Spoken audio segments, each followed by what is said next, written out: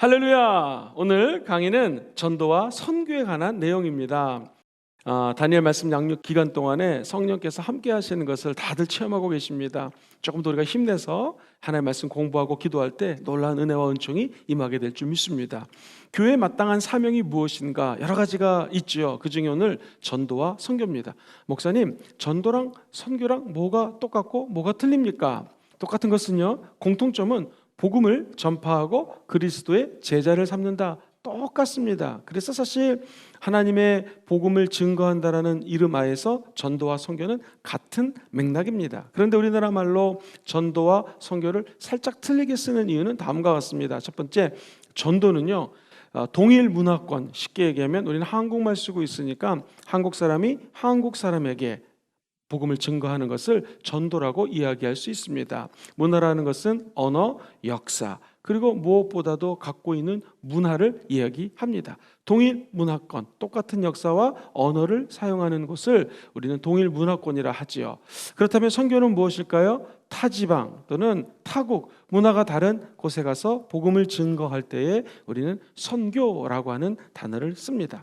자, 먼저 전도에 대해서 쭉 몇 가지 살펴보도록 하겠습니다. 전도의 개념입니다. 전도의 정의가 있는데 교재가 이번에 아주 잘 설명을 하고 있어요. 인간의 죄를 위해서 죽고 부활하신 우리 예수님, 그분을 믿음으로 구원과 영생을 얻게 됩니다. 이것을 기쁜 소식이라고 하는데요, 기쁜 소식을 증거하는 것, 이것을 전도라고 이야기합니다. 초대교회에서 우리 성도님들은 어떻게 전도했을까요? 첫 번째, 하나님의 기쁜 복음의 소식을 나눠줬습니다. 초대교인들은 두 번째, 성직자, 주의 종들뿐만이 아니라 성도들이 더 열심히 복음을 증거했습니다. 세 번째, 복음의 선포와 더불어서 같이 한번 따라해 보실까요? 구제사역, 돌보고 아껴주고 위로하고 품어주는 사역을 함께 했던 것을 볼 수가 있습니다. 자, 그렇다면 이 복음 전파, 전도의 성경적인 의미를 보겠습니다. 주님이 복음을 전파하라 말씀하시면 첫 번째, 좋은 소식을 전하다, 유앙겔리조라고 하는 헬라어를 사용합니다. 이것은 좋은 소식을 원래 의미는 설교하다 또는 전하다라는 뜻을 담고 있어요. 예수님이 하나님의 나라가 가까이 왔다라고 할 때 이 유앙겔리조라고 하는 헬라어를 사용하셨습니다. 즉, 하나님 나라가 가까이 왔음을 사람들에게 알려주는 것, 그들이 자각할 수 있도록 도와주는 것, 이것이 바로 유앙겔리조, 좋은 복음의 소식, 기쁨의 소식을 증거하는 것을 의미합니다. 뿐만 아니라 사도행전에 보면은 하나님 나라의 좋은 소식을 전파하는 사람이 사람을 의미하기도 했습니다. 두 번째, 말씀을 선포하다, 케룩조라고 하는 헬라어를 사용합니다. 이 말은요, 참 재밌어요. 크게 외치다, 알려주다, 광야에서 외치는 자의 소리가 있어 가라사대 전파하여, 이런 말 쓰죠. 그때 쓰는 단어가 바로 이 케룩조라고 하는 단어입니다. 예수님이 회당에서 말씀을 전파할 때 우리는 조용조용 전파했을 거다, 그렇지 않습니다. 헬라어로 케룩조가 쓰였는데 이 말은 크게 외치다, 우리 예수님께서 성령 충만한 모습으로 사람들에게 외치면서 말씀을 증거하는 것을 상상하면 똑 맞을 것입니다. 세 번째, 제자를 가르치다, 디다스코라고 할 때 쓰는 말입니다. 학생이 가능한 최고의 학습 목표에 도달하도록 이론적, 또 실제적으로 지식을 전수하고 가르치는 것, 이것을 제자를 가르치는 거라고 이야기합니다. 특별히 우리 예수님은 회당에서 가르치셨고요, 산상수훈 마태복음 5장을 통하여 가르치셨습니다. 뿐만 아니라 이 가르치다라고 하는 말 속에는 우리의 삶으로, 제자와 함께 삶으로 가르치는 것을 의미합니다. 즉, 도제식 수업이죠. 미국하고 영국 쪽에 이 교육의 풍토가 다른 것이 있다면 둘이 이제 똑같이 영어를 쓰는데요, 이 미국은요 코스워크라고 그래가지고 반드시 석사 박사학 과정에서 교수님이 강의를 하시면 학생들이 그 강의를 듣습니다. 그리고 논문을 써낸 다음에 학위를 마치죠. 그러나 이 호주, 영국, 캐나다, 이른바 커먼웰스 컨트리라 불리는 영방 제국의 교육 방법은 좀 독특합니다. 특별히 이 석사, 학사도 마찬가지지만, 학부도 마찬가지지만 석박사 과정을 할 때에는요, 지도 교수의 가르침이 너무나 중요합니다. 그래서 좀 어색한 표현이지만 교수님과의 관계가 얼마큼 돈독하냐에 따라서 졸업할 수도 있고 못할 수도 있다라고까지 얘기합니다. 그 말은 내가 쓴 글을 교수님이 고쳐주고 또 상의하고 상담받고 멘토링을 받는 것을 의미합니다.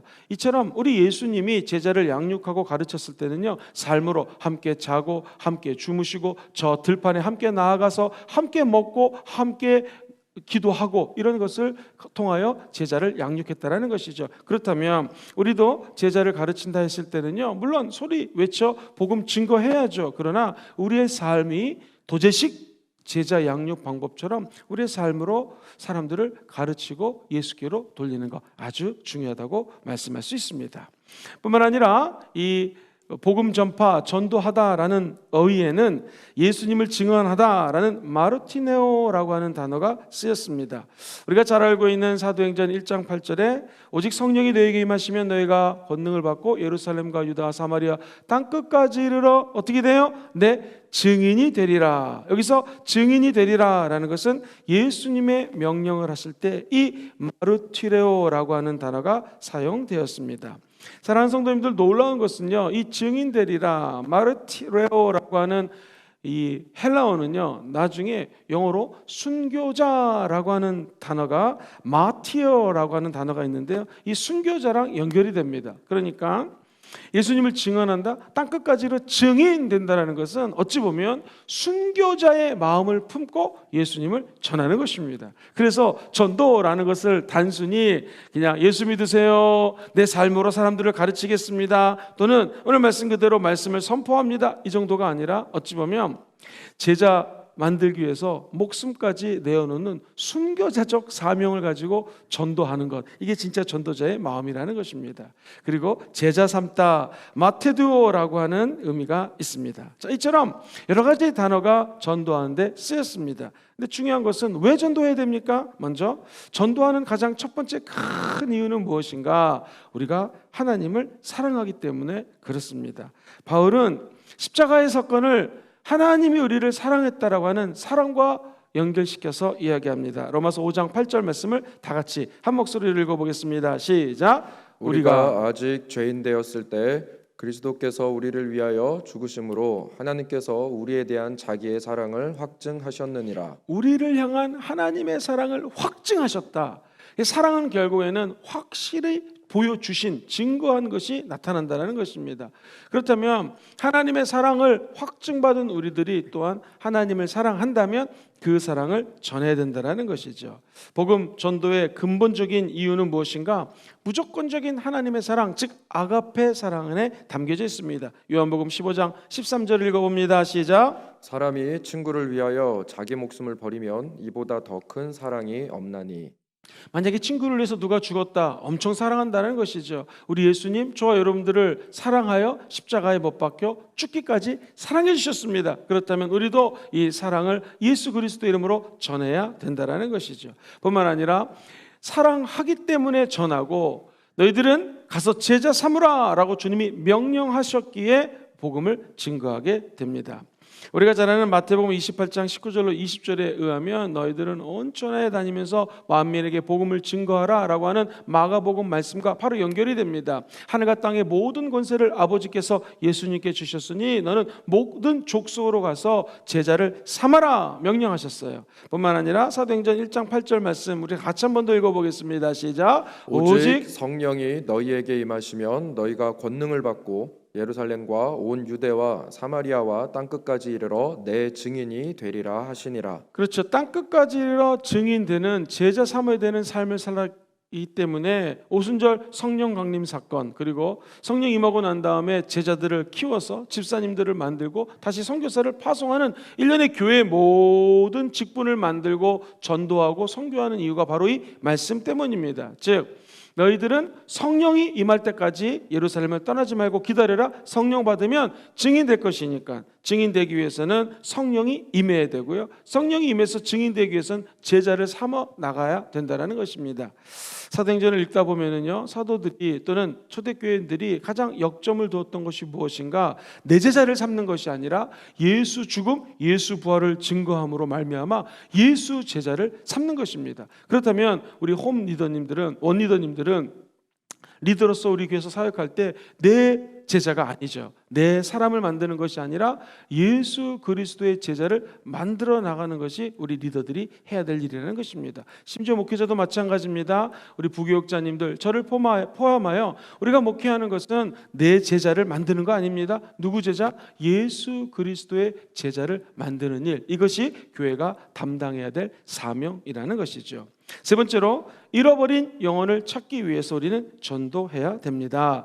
마가복음 10장 45절을 보면 예수님이 이 땅에 오신 목적을요, 인자가 온 것이 내가 섬김을 받으려고 온 것이 아니다, 오히려 내가 섬기려 하고 내 목숨을 많은 사람들에게 대속물로 주기 위함이라고 이야기합니다. 즉, 많은 사람들에게 죄를 짓지 않은 예수님이, 죄는 우리가 지었는데 죄를 짓지 않은 예수님이 대신해서 속죄 제물로 희생당하는 것, 대속물입니다. 영어로는 ransom이라고 하는데요, 이 대속물로 죽기 위해서 이 땅에 오셨다라는 것입니다. 그렇다면 예수님처럼 우리도 잃어버린 영혼을 찾아 하나님께로 돌려드려야 된다는 것이죠.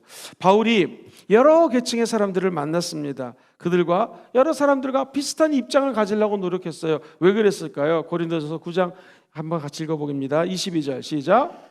약한 자들에게 내가 약한 자와 같이 된 것은 약한 자들을 얻고자 함이요 내가 여러 사람에게 여러 모습이 된 것은 아무쪼록 몇 사람이라도 구원하고자 함이니. 그렇죠. 약한 사람에게는 약한 사람처럼, 강한 사람에게는 강한 자처럼, 많이 배운 사람에게는 많이 배운 사람처럼 이렇게 대할 수 있었. 이유는 무엇인가? 그것은 복음 증거하고 잃어버린 영혼을 찾기 위함입니다.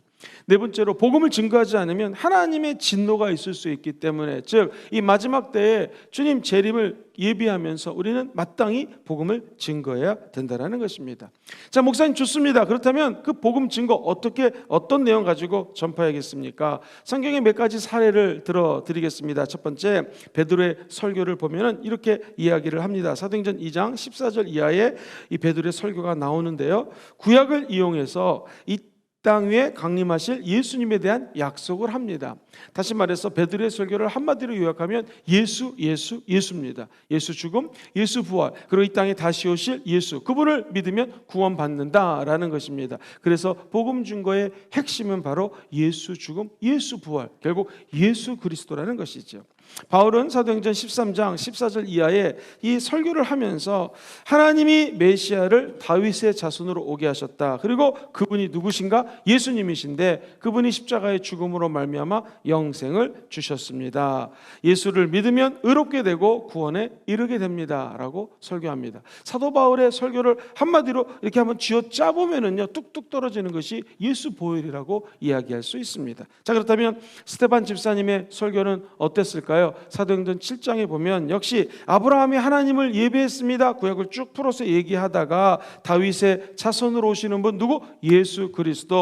그분이 이스라엘 백성들을 위해서 죽었습니다. 그분은 죽음에서 부활하셔서 하나님 보좌 우편에 지금 앉아 계십니다. 그리고 내 눈을 들어보니 그 보좌 우편에 앉아 계신 예수님을 제가 바라보게 됩니다. 결국 스데반 집사님의 설교도 한마디로 얘기하면 예수라는 것입니다. 그렇다면 우리가 마땅히 전해야 될 것은 예수 그리스도, 십자가의 생명이라는 것이죠.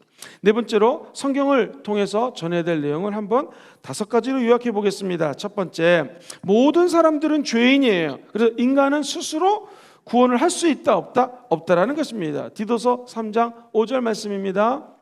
우리를 구원하시되 우리가 행한 바 의로운 행위로 말미암지 아니하고 오직 그의 긍휼하심을 따라 중생의 씻음과 성령이 새롭게 하심으로 하셨나니. 그렇습니다. 모든 사람이 죄인인데 중생의 씻음으로, 예수 십자가를 통하여 거듭나지 않았습니까? 그 깨끗이 씻기심으로 말미암아 하나님의 아들 예수가 우리를 메시아, 구세주가 되었다는 것을 의미합니다. 그리고 두 번째로, 하나님은 사랑이시기 때문에 인간을 구원하기 위해서, 다시 말해서 세상을 이처럼 사랑하사 독생성자 예수님을 보내주셨다는 사실입니다. 너무나 잘 아는 말씀이죠.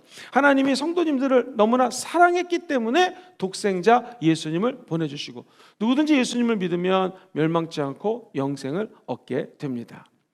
자, 세 번째로 예수님은 죄로 죽어야 될 저와 여러분들, 마땅히 죽어야 될 것은 우리인데 우리를 구원하시기 위해서 대신 십자가에서 죽으셨다, 대속하셨다. 이것이 베드로전서 3장 18절 말씀이에요. 같이 읽어봅니다. 시작. 그리스도께서도 단번에 죄를 위하여 죽으사 의인으로서 불의한 자를 대신하셨으니 이는 우리를 하나님 앞으로 인도하려 하심이라. 예수님이 왜 죽으셨습니까? 우리를 하나님 앞으로 인도하기 위함입니다. 그리고 뒷부분에 보시면 자, 이렇게 나오죠. 육체로는 죽임을 당하셨지만 영으로는 어떻게 됐어요? 살리심을 받으셨다라는 거예요. 그러므로 예수 그리스도를 우리가 전한다는 것은 우리가 예수와 함께 죽고 예수와 함께 부활하는 사실을 알리는 것입니다. 그리고 예수님이 하나님께로 우리를 인도한다는 사실을 알리는 것이죠. 네 번째로 예수를 믿기만 하면 누구나 다 하나님의 자녀가 되는 권세를 받습니다. 너무나 유명한 말씀 요한복음 1장 12절 말씀, 영접하는 자 곧 그 이름을 믿는 자들에게는 하나님의 자녀가 되는 뭘 주셨어요? 권세를 주셨으니. 그렇습니다. 그래서 갈라디아서 3장 26절은 또 이렇게 말씀으로 표현합니다. 같이 읽어보죠. 시작. 너희가 다 믿음으로 말미암아 그리스도 예수 안에서 하나님의 아들이 되었으니. 믿음으로 하나님의 자녀가 되었다라는 것이죠. 그러니까 복음을 증거한다는 건 결국 믿음입니다. 믿기만 하면 하나님의 자녀가 되고 하나님의 자녀가 된다는 것은 권세가 주어진다라는 것이죠. 다섯 번째로 구원받고 난 다음에 우리에게 주시는 축복이 있어요. 저 하늘나라에서 영원히 하나님과 거하는 것입니다. 요한복음 14장 1절로 3절 말씀 시작. 너희는 마음에 근심하지 말라. 하나님을 믿으니 또 나를 믿으라. 내 아버지 집에 거할 곳이 많도다. 그렇지 않으면 너희에게 일렀으리라. 내가 너희를 위하여 거처를 예비하러 가노니 가서 너희를 위하여 거처를 예비하면 내가 다시 와서 너희를 내게로 영접하여 나 있는 곳에 너희도 있게 하리라. 아멘. 오늘 그 말씀처럼 구원받은 자들에게는 하나님이 예배하신 저 처소 천국이 예배되어 있습니다. 자, 그렇다면 전도의 도구는 무엇일까요? 우리의 지성, 우리가 갖고 있는 학력, 우리가 갖고 있는 경험 아닙니다. 첫 번째, 성령님의 권능입니다. 같이 읽어보죠. 시작. 성령님의 권능. 이 전도는요, 사람의 힘으로 안 됩니다. 성령이 역사하셔야 돼요. 성경도 성령님이 마땅히 할 말을 주신다고 이야기합니다. 전도할 때 우리가 믿을 수 있는 것 성령님이십니다. 두 번째, 성령의 권능을 받기 위해서는 기도해야 됩니다. 끊임없는 기도, 그래야지 사람의 마음을 감동시킬 수 있습니다. 우리 원리더님들은 또 리더님들은 사역하시면서 제일 힘든 것이 우리 성도님들의 마음을 움직이는 것입니다. 목회자도 마찬가지죠. 사람들의 마음을 움직이기 전에 먼저 하나님의 마음을 움직여야 됩니다. 그러려면 기도가 당연히 필요합니다. 성령의 권능이 있어야지 땅끝까지 이르러 증인될 수 있는데 기도 없이는 권능 받을 수 없어요. 그래서 우리가 이 전도하기에 앞서서 충분한 기도를 해야 됩니다. 그리고 마지막 세 번째로 전도는요, 하나님 말씀 가지고 하는 것입니다. 비신자는 하나님을 알지 못하기 때문에 아버지인지도 모르고 부를지도 모릅니다. 하나님에게 하나님으로 이끌 수 있는 유일한 방법은 하나님의 말씀을 증거하는 것이죠. 자, 그렇다면 만민에게 복음을 전파하라 주님 말씀하셨거든요. 제자를 삼아라, 땅끝까지 이르러 증인 되리라 말씀하셨어요. 어떻게 할 수 있을까요? 실제적인 이야기입니다. 먼저 어린이 전도에 대해서 말씀드리겠습니다. 예수님은 어린이를 너무나 사랑하셨어요. 예수님 앞에 제자들이 다가오는 어린이들 향해 외칩니다. 감히 어느 안전이라고. 그래서 예수님은 노하셨어요. 분노하시면서 어린이들이 나에게 오는 것을 막지 말아라. 천국은 저 어린이와 같을 때 들어갈 수 있다고 말씀을 하십니다. 자, 어린이는 첫 번째로 예수님이 필요합니다. 예수님을 필요로 하는 존재가 어린이에요. 자, 예수님을 모르는 어른처럼 어린이도 자연적으로 죄를 범하고 살게 되어 있습니다. 왜? 모든 사람이 죄를 범하였기 때문에 하나님의 영광에 이를 수가 없기 때문이죠. 그렇다면 어린이의 죄가 왜 무서운가? 3살 버릇이 80까지 간다고 하지 않습니까? 그런데 그 어렸을 때 예수님을 체험하고 죄 용서의 눈물을 만약 흘린다면 이 아이는 평생 동안 예수님을 떠나지 않을 확률이 높습니다. 그래서 어린이 전도의 중요성, 165페이지 밑에서 8번째 줄 이렇게 설명하고 있습니다. 성장 중에 있는 어린이는 미래의 선한 삶을 위하여 꼭 전도해야 됩니다. 어린이가 구원을 받게 되면 자식뿐만 아니라 그 아이의 가정 모두가 구원될 가능성이 높습니다. 우리 교회에도 집사님들 중에 엄마 아빠 예수 믿기 전에 먼저 믿은 사람들이 있습니다. 그게 결국에는 정말로 핍박을 당하고 어려움 속에서 전도해가지고 나중에 엄마 아빠 다 예수 믿게 만든 경우가 얼마나 많이 있습니까? 어린이 전도 무시하면 안 됩니다. 그래서 모든 교회들마다 이 어린이 전도 또 어린이들에게 가장 최적합화된 교육 환경을 만들어주는 것에 올인하고 있습니다. 예전에는 교회 십자가만 갖다 걸어도 아이들이 몰려왔어요. 왜? 재미있는 것이 교회밖에 없었어요. 제가 청소년 때만 해도 각 교회 가서 문화의 밤 같은 행사를 많이 했습니다. 그래가지고 뭐 가끔 노래도 부르고 게임도 하고 상품도 타고 얼마나 재밌는지 몰라요. 문학의 밤, 또 어떤 곳에는 문화를 알리는 각종 이벤트들을 했어요. 왜? 다른 데 재미있는 게 별로 없었어요. 교회가 재밌었거든요. 요즘은 다릅니다. 핸드폰만 있어도 그 안에 푹 빠져 지내는 세대입니다. 이 세대들에게 우리가 해줄 수 있는 것은 무엇일까요? 적극적으로 교회에 올 수 있도록 아이들에게 배려해 주는 것입니다. 살짝 아이들 표현으로 얘기한다면 교회 딱 왔을 때에 중고등학생들 또는 어린이들이 여기 있는 디자인이 또는 이 교회 예배당이 나를 알아주네 이런 느낌이 들 때 다음 세대 즉 젊은 세대는 그 공간에 오게 된다는 것입니다. 최근에 스타벅스라든가 젊은이들이 많이 다니는 커피숍을 한번 연구해 보십시오. 보시면 우리 어른들이 볼 때는 야 이런데 왜 많이 오지? 그런데 젊은 아이들은 그 공간이 자기들을 알아준다고 생각해요. 그래서 거기에 오랫동안 머물게 된다는 것입니다. 그래서 우리도 우리 아이들이 원하고 젊은 사람들이 원하는 그 공간의 라이프 스타일을 좀 캐치를 해가지고 최대한 우리 아이들을 위한 공간을 만들려고 많이 기도하고 있습니다. 너무 감사한 건 우리 귀한 성도님들이 기도로 물질로 후원해주고 있기에 참으로 감사를 드립니다. 사실 이 어린이 전도보다 더 중요한 것이 두 번째 청소년 전도입니다.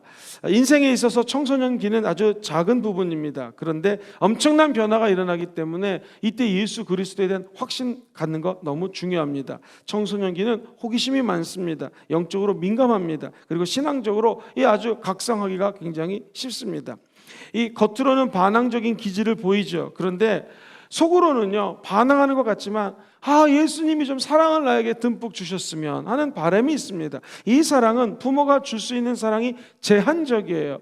부모가 아무리 기업에 총수를 할지라도 부모가 주는 사랑 가지고 아이들은 목말라 합니다. 물질만 가지고 사랑을 줄 수 없습니다. 그렇다고 시간을 같이 보낸다? 이것도 부담스럽습니다. 이 청소년기 때는요 마음이 공허한데 누군가가 이 자리를 채워주기를 갈망한다는 것이죠. 그래서 여자친구도 사귀어보고 남자친구도 사귀어보고 세상 사람들과 어떻게 지내나 관찰하는 시기입니다. 다시 말해서 변화의 연령이라는 것이죠. 우리나라에서는 티네이저라고 해서 청소년기를 13세에서 20세까지 말 그대로 13, 14 이렇게 티네이저 시기로 이야기를 하는데 원래 이 교육학이라든가 전반적인 연령 구분별에 의하면 청소년기는 사실 만 24세 즉 우리나라 나이로 한 25, 6 대학교 졸업할 무렵까지를 청소년 시기로 넓게 범주에 포함시키는 경우도 있습니다. 그래서 해외 나가면 청소년들 모임 따로 대학생 모임 따로 그다음에 혹은 25세 밑에 25세 이후의 사람들을 나누어서 1청년, 2청년 이렇게 나누는 걸 보게 됩니다. 그게 이제 이것 때문에 그렇죠. 어쨌든 일반적으로 사람들이 질풍노도의 시기를 13세부터 20세까지 걷다가 20세부터 자기를 온전히 찾아가는 시간을 한 5년 정도 겪게 됩니다. 그 13세에서 25세까지 엄청나게 휘몰아치는 광풍 앞에서 자기 자신을 잘 재련하는데 가장 중요한 것이 복음이라는 것이죠. 십자가라는 것이죠.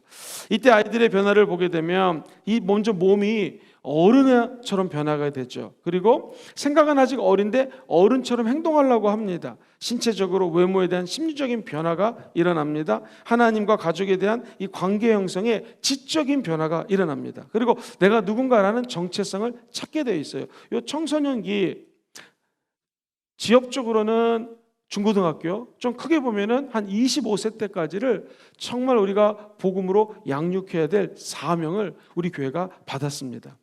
이때는요 회심의 중요한 시기이기도 합니다. 변화하는 삶을 통하여 많은 젊은이들이 양심의 가책을 받거든요. 한 번도 경험하지 못했던 것들을 체험하면서 스스로 자라나면서 특별히 죄악에 대한 양심의 가책을 많이 받는 시기가 요 젊은 시기입니다. 이때 예수 믿고 구원받아 회개를 하게 되면은요, 이때부터 하나님과의 깊은 관계를 유지할 수가 있습니다. 오래전에 우리나라가 아닌 미국에서 하나님께 크게 쓰임 받는 사람들을 조사했어요. 근데 여기서는 주의 종뿐만 아니라 기업의 큰 인물이 된 사람들, 교육, 정치, 문화, 사회 쪽에 큰 사람들, 크리스찬 중에서 조사를 했습니다. 그랬더니 놀라운 결과가 발표됐는데 바로 이 티네이저, 청소년기 때에 예수 믿은 사람들이 나중에 가장 크게 되었다는 거예요. 두 번째, 한 22살, 23살, 24살 요 대학교 다닐 무렵 또는 대학교 졸업할 무렵쯤에 인생이 무엇인가 고민하다가 예수를 믿는 청년들이 나중에 성장을 해서 큰 인물이 되었다는 결과 보고서를 들은 적이 있습니다. 이처럼 청소년기 너무나 중요합니다. 회심 사건, 마음을 돌이킬 수 있는 인지적인 나이, 또 감정적인 것들이 충분히 갖춰져 있는 나이가 바로 이 청소년 시기라고 볼 수가 있습니다.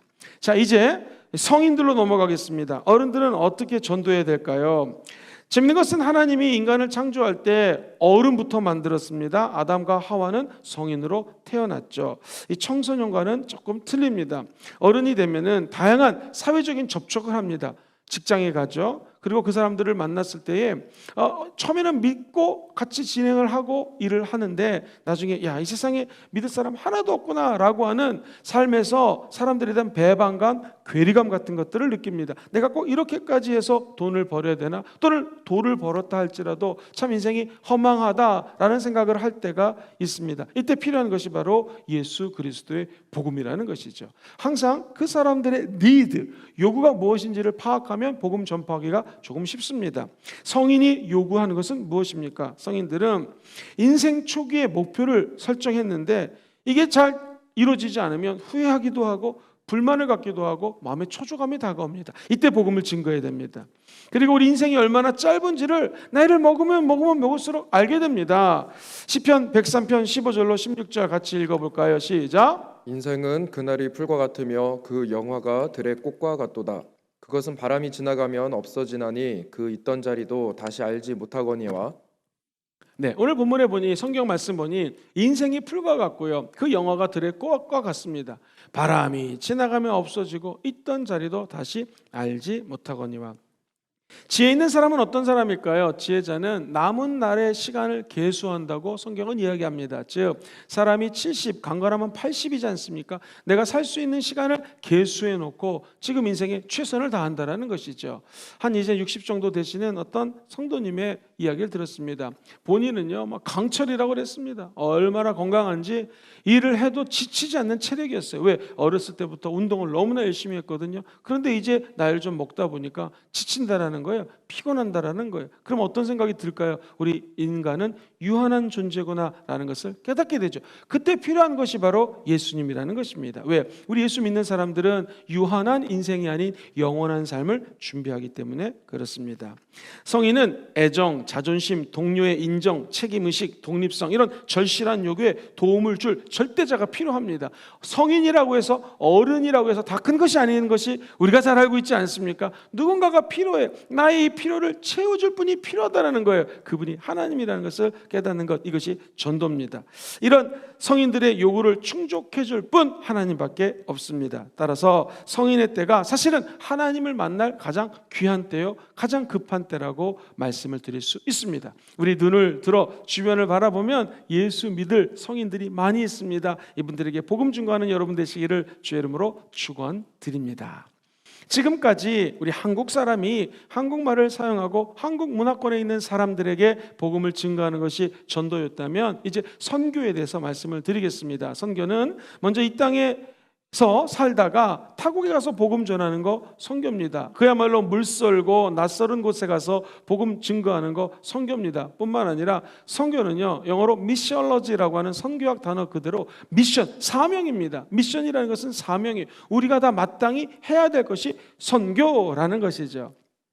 뿐만 아니라 지금 우리 한국 사회에 보면은 외국에 수많은 노동자들 또는 유학생들, 많은 외국인이 비즈니스를 하기 위해서 한국 안에 들어와 있습니다. 그렇다면 굳이 우리가 해외에 나가지 않는다 할지라도 한국에 들어와 있는 외국인을 잘 전도를 해서 그분들이 자국으로 돌아갔을 때 마치 선교사로 재파송하는 것, 이것도 굉장히 선교학적인 관점에서 굉장히 중요합니다. 예를 들면 우리 순복음 금종교회 바로 옆에 있는 대학교 이름이 뭐죠? 부산 외대입니다. 저도 지금 학생 실태 파악하기 위해서 좀 조사를 하고 있는데 의외로 외국에서 온 학생들이 굉장히 많습니다. 우리 교회도 인도에서 박사과정 하러 온 부부가 출석하고 있지 않습니까? 그분들을 잘 영어면 영어, 그 나라 문화권, 랭귀지로 복음을 잘 전해서 다시 자국으로 파송하는 것, 이것이 한국 교회의 사명이기도 합니다. 자, 먼저 선교에 대해서 정의 이렇게 내려볼 수 있습니다. 선교는 예수님의 지상 명령이에요. 아까 말씀드렸던 마가복음 16장 15절 말씀 같이 읽어봅니다. 시작. 또 이르시되 너희는 온 천하에 다니며 만민에게 복음을 전파하라. 아멘. 복음 전파하라 주님 명령입니다. 뿐만 아니라 예수 그리스도를 증거해서 제자로 삼고, 제자로 삼는 것이 끝이 아니라 그 예수님을 따라가는 진정한 제자가 될 수 있도록, 다시 말해서 예수님을 따라가는 삶을 살 수 있도록 도와주는 것이 선교입니다. 마태복음 28장 19절 같이 읽어보죠. 그러므로 너희는 가서 모든 민족을 제자로 삼아 아버지와 아들과 성령의 이름으로 침례를 베풀고. 아멘. 제자로 삼아 침례를 베풀고 아버지가 나에게 지시한 것을 그들에게 가르치고, 가르칠 뿐만 아니라 지켜 행할 수 있도록 하는 것, 요것까지가 선교입니다. 그리고 이 선교는요, 선교학에서도 영적 전쟁에 대한 그 자료들이 굉장히 많이 나오는데 뭘 의미할까요? 선교는 바로 원수 마귀가 예수 못 믿게 한다는 것이죠. 그래서 선교는 치열한 영적 전쟁입니다. 마태복음 10장 1절에 이렇게 적혀져 있습니다. 예수께서 그 12 제자들을 부르사 더러운 귀신을 쫓아내며 모든 병과 모든 약한 것을 고치는 권능을 주셨습니다. 선교는 12 제자를 부르시고 귀신 쫓아내고 악한 것을 다 무너뜨려 버리고 약한 자에게 병 치료할 수 있는 능력, 권세 주신 것을 선교라고 정의할 수 있습니다. 뿐만 아니라 선교는 세상을 위해, 심판을 위해서 다시 오실 예수님의 재림을 준비하는 것, 이것이 바로 선교입니다. 대표적으로 마태복음 24장 14절. 이 천국 복음이 모든 민족에게 증언되기 위하여 온 세상에 전파되리니 그제야 끝이 오리라. 여러분, 예수님의 다시 오심을 믿으시면 아멘 해볼까요? 아멘. 우리 예수님이 언제 오는가? 땅끝까지 복음이 전파되면, 즉 선교 사역이 마무리되면 우리 예수님 온다라는 것입니다. 그래서 모든 족속으로 제자 삼는데 정말 우리 성도님들이 쓰임받게 되기를 주의 이름으로 축원드립니다. 이 성경에서 이야기하는 선교는요 무지 많아요. 근데 몇 가지를 간추려 보면, 먼저 구약에서 땅의 모든 족속이 아브라함 너로 말미암아 복을 받을 것이다 라고 아브라함에게 너는 본토 친척 아비 집을 떠나라, 너 때문에 복을 받을 것이다. 선교죠. 우리 예수 믿고 복 받은 사람이 떠나서 우리 때문에 복 받게 하는 것, 이게 바로 선교입니다. 뿐만 아니라 출애굽할 때에 이스라엘 백성들을 선택하십니다. 그리고 이스라엘 백성들을 제사장 국가로 만들어 버리셨죠. 그리고 그 이스라엘 국가를 통하여 복음을 증거하는 것, 이것도 우리 주님이 모든 족속으로 복음을 증거하라는 선교적 사명하에 하나님 각본 안에서 진행되는 것이죠. 뿐만 아니라 이스라엘 백성들이 바벨론의 포로로 잡혀갑니다. 왜 잡혀갔을까요? 거기에 가서 이방인들에게 복음을 증거하라는 하나님의 선교적 사명이 담겨져 있습니다. 참 재미있는 것은요, 미국, 호주, 영국 전 세계의 이민 사회를 가면 먼저 교회부터 세워집니다. 또 놀라운 것은 불교 신자들이 열심히 이 나라에서는, 한국에서는 불교나 다른 종교를 믿다가 외국 가서 교회를 출석하기 시작합니다. 처음에는요 예수님 잘 몰라요. 가는 이유가 한국 음식 먹으러, 그 다음에 한국 사회에 대한 다양한 정보를 얻어야 되는데 교회가 기가 막히게 제공을 합니다. 예를 들면 일자리가 필요합니다. 그러면 단순히 예수님 증거하는 것뿐만 아니라 그분들이 일자리를 얻을 수 있도록 안내하는 역할까지 합니다. 이민 목회는, 저도 이민사회에서 처음 전도사가 되었을 때 제가 맡았던 임무는요, 봉고차를 몰고 가가지고 그 봉고차에다가 이민 온 성도님들을 태우고, 그 다음에 집 알아봐드리고, 아이들 학교 넣어주고, 전기 연결하고, 전화 연결하고, 이런 일을 했습니다.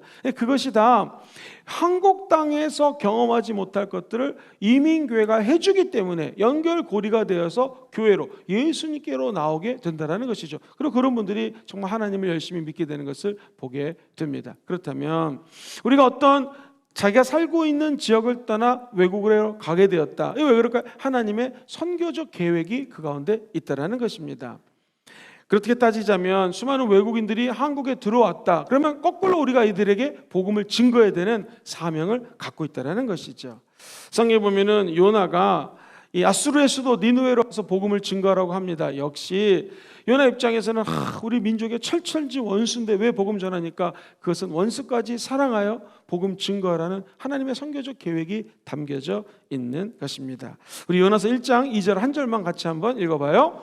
너는 일어나 저 큰 성읍 니느웨로 가서 그것을 향하여 외치라. 그 악독이 내 앞에 상달되었음이니라 하시니라. 아멘. 그렇습니다. 자, 그렇다면 구약뿐만 아니라 신약에서도 예수님의 복음 전파에 대한 이 선교가 담겨져 있습니다. 예수님은 사마리아라든가 인근 지역의 주민들까지도 복음을 증거하셨습니다. 즉 예수님이 선교적 사명을 감당하신 것이죠. 사도행전 보십시오. 사도 바울이 자기 민족에만 복음을 증거한 것이 아니라 세 차례 선교 여행 떠나기 시작합니다. 베드로가 자기 유대인에게만 복음 증거하는 것이 아니라 이방인인 고넬료에게 복음을 증거합니다. 그러자 고넬료와 그 가족이 전부 다 예수 믿고 구원받아 방언을 말하며 하나님을 찬양하는 사건이 사도행전 10장 이하에 잘 기록이 되어 있습니다. 이처럼 이 하나님의 복음은 자국민만을 위한 것이 아니라 땅끝까지 이르러 이방인과 타국까지 증거돼야 된다는 것입니다.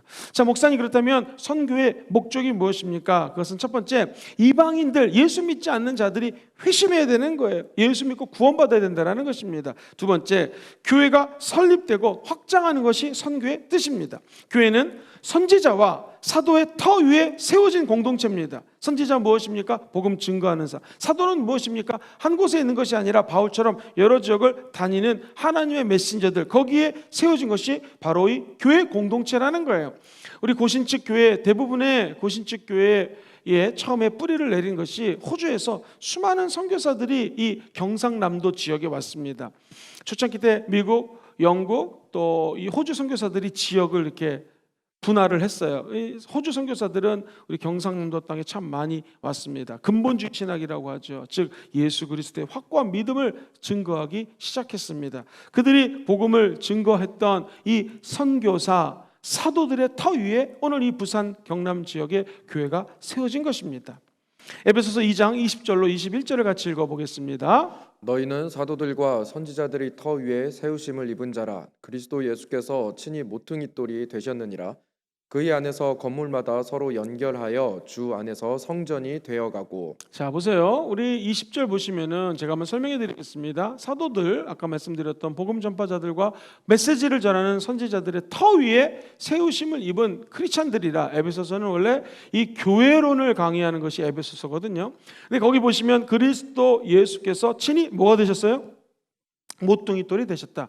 고대 근동에서는요, 카메라 다시 좀 비춰주시죠. 이렇게 제가 어떤 건물을 만들 때 모퉁이돌이라고 하는 개념이 있습니다. 이것은 고대 근동에서는요, 말 그대로 이 기둥을 세우는 모퉁이돌이 제일 중요합니다. 여기다가 건축물을 올리게 되어 있거든요. 자, 그렇다면은 이 건축물이 모퉁이를 통해서 세워졌다, 이렇게 가정을 하겠습니다.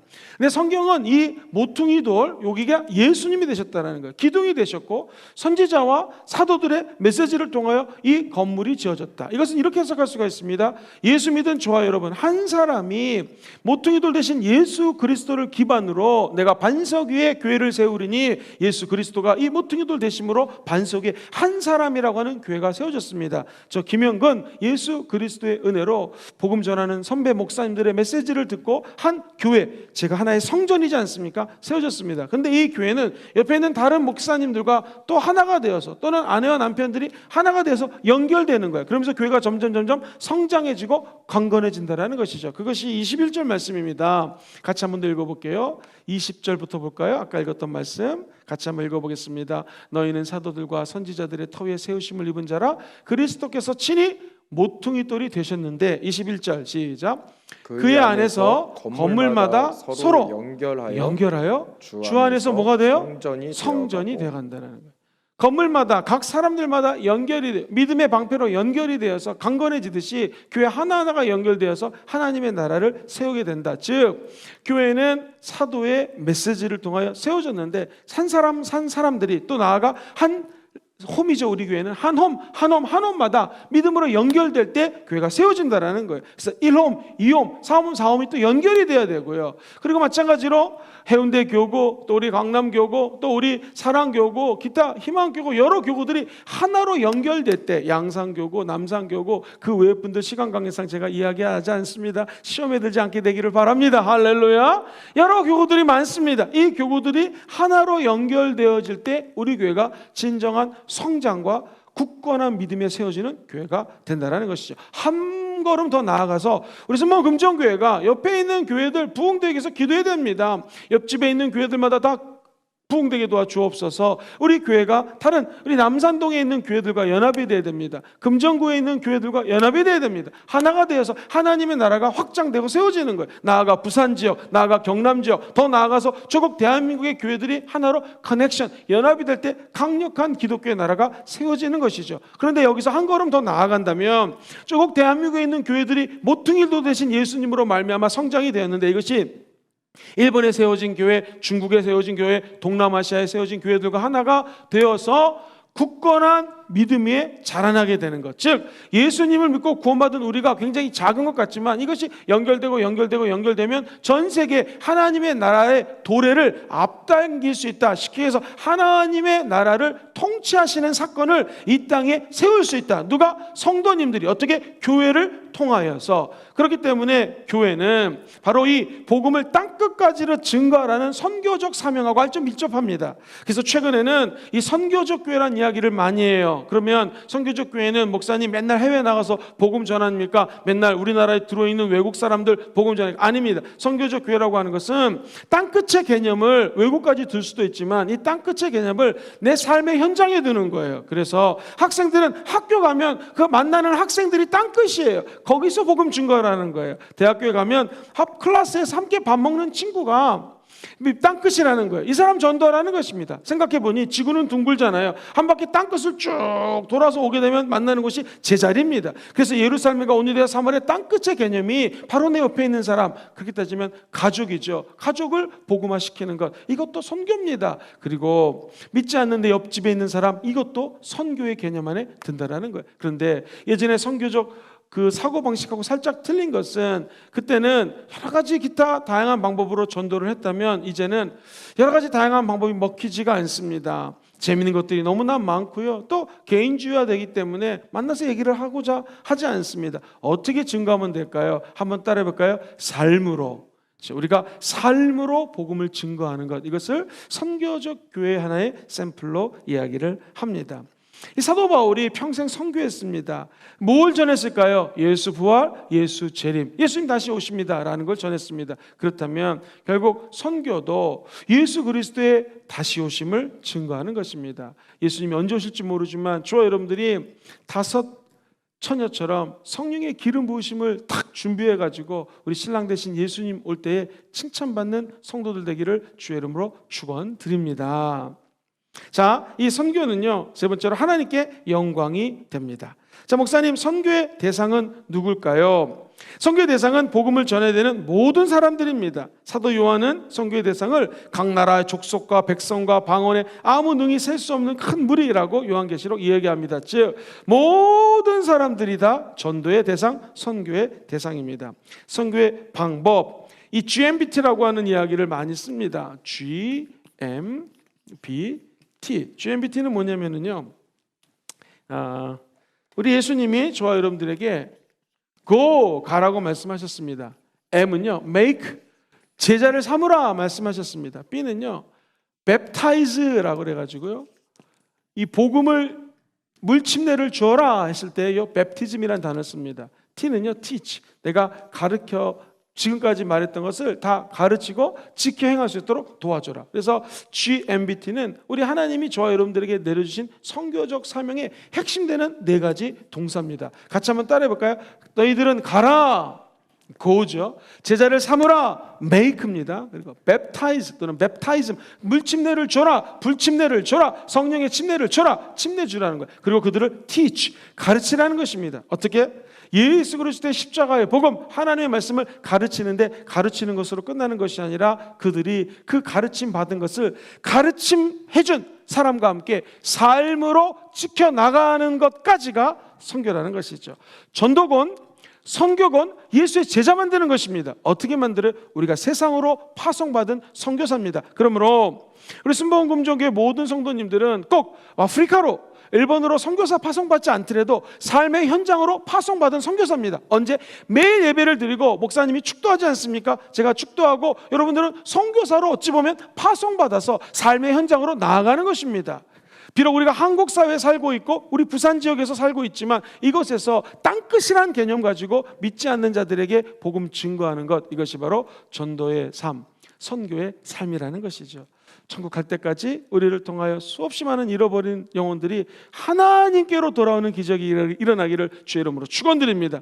우리 성도님들 때문에 무너져가는 재단들이 다시 솟아나는 기적이 있기를 주의 이름으로 축원드립니다.